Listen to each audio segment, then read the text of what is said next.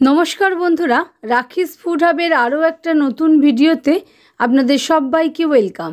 আজ আপনাদের সাথে শেয়ার করছি আবারও একটা ভীষণ হেলদি সকালের জলখাবারের রেসিপি।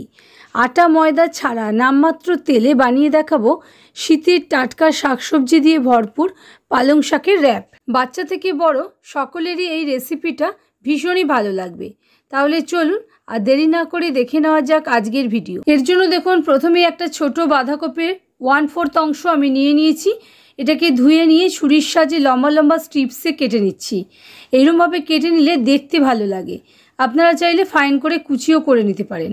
দেখুন, খুব সুন্দর পাতলা করে আমি কেটে নিয়েছি। এবারে গ্যাস বার্নারের উপরে একখানা লোহার কড়া আমি বসিয়ে নিয়েছি। গ্যাসের ফ্লেমটা হাইতে রেখে 1 চা চামচ পরিমাণ রিফাইন্ড সয়াবিন অয়েল অ্যাড করে দিয়েছি। আর 4 থেকে 5টা রসুন খুব ফাইনলি চপ করে আর 2টো কাঁচা লঙ্কা ডায়মন্ড শেপে কেটে অ্যাড করে দিয়েছি।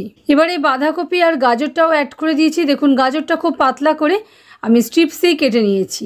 হাই ফ্লেমে সবটা নাড়াচাড়া করে নিচ্ছি। গ্যাসের ফ্লেম এই পর্যায়ে একেবারেই কমাবেন না, তাহলে কিন্তু সবজি থেকে জল রিলিজ করবে।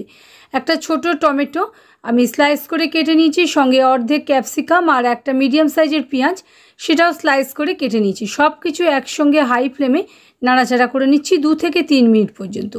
এই সবজিগুলো আমরা একেবারেই গলিয়ে ফেলবো না, সবজির যাতে ক্রাঞ্চিনেস বজায় থাকে সেইভাবে নেড়ে নিচ্ছি।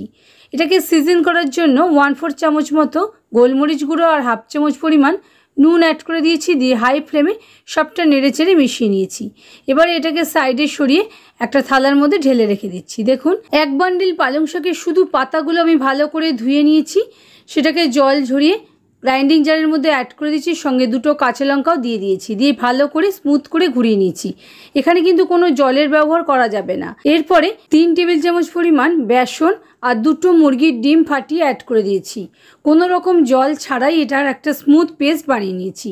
1/4 চামচ মতো নুন অ্যাড করে দিয়েছি। দিয়ে সবটা ভালো করে মিশিয়ে নিয়েছি। দেখুন, ক্রেপের জন্য আমাদের ঘোল একেবারেই রেডি। এবার তাওয়াটা হালকা করে গরম করে নিয়ে সামান্য একটু তেল দিয়ে টিস্যু পেপার দিয়ে পুছে নিয়েছি। আর গ্যাসের ফ্লেমটা লোতে রেখে 1.5 হাতা পরিমাণ ব্যাটার আমি অ্যাড করে দিয়েছি।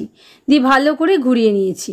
সিম আছে, এটা ভালো মতন শুকনো হওয়া পর্যন্ত রান্না করে নিয়েছি। দেখুন, ধার থেকে ছেড়ে গেছে। এবারে এটা ধারগুলোকে আমি উঠিয়ে নিচ্ছি। এটা খুব আলতো হাতে করতে হবে, কারণ ক্রেপগুলো খুবই পাতলা। একটু পাতলা করে করলে খেতে ভালো লাগে, সেই জন্য আমি পাতলা করেই করেছি। তবে আপনারা চাইলে একটু মোটাও করতে পারেন।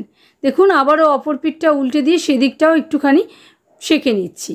তৈরি হয়ে গেল আমার একটা ক্রিপ। একইভাবে বাকিগুলো আমি তৈরি করে নিয়েছি। এবারে দেখুন, আমাদের স্টাফিংটা ঠান্ডা হয়ে গেছে। এর মধ্যে 2 চামচ পরিমাণ টমেটো কেচাপ আর 2 চামচ পরিমাণে মেয়োনিজ অ্যাড করে দিয়েছি। আপনারা চাইলে মেয়োনিজ অ্যাড নাও করতে পারেন, চাইলে এখানে সিজন সসেরও ব্যবহার করতে পারেন। দেখুন, সবটা স্পুনের সাহায্যে ভালো করে মিশিয়ে নিচ্ছি। বাচ্চাদের জন্য বানালে স্টাফিংয়ে আপনারা চিজও অ্যাড করতে পারেন, তাহলে ছোটরা ভীষণই খুশি হবে। সেক্ষেত্রে কাঁচা লঙ্কাটা স্কিপ করে দিতে পারেন।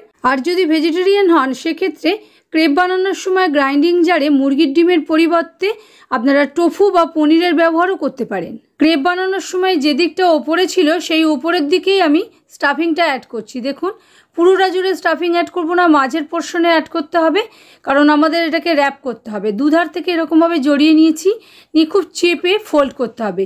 এই কাজটা চেপেই করতে হবে, তা নইলে কিন্তু র্যাপ খুলে যাবে।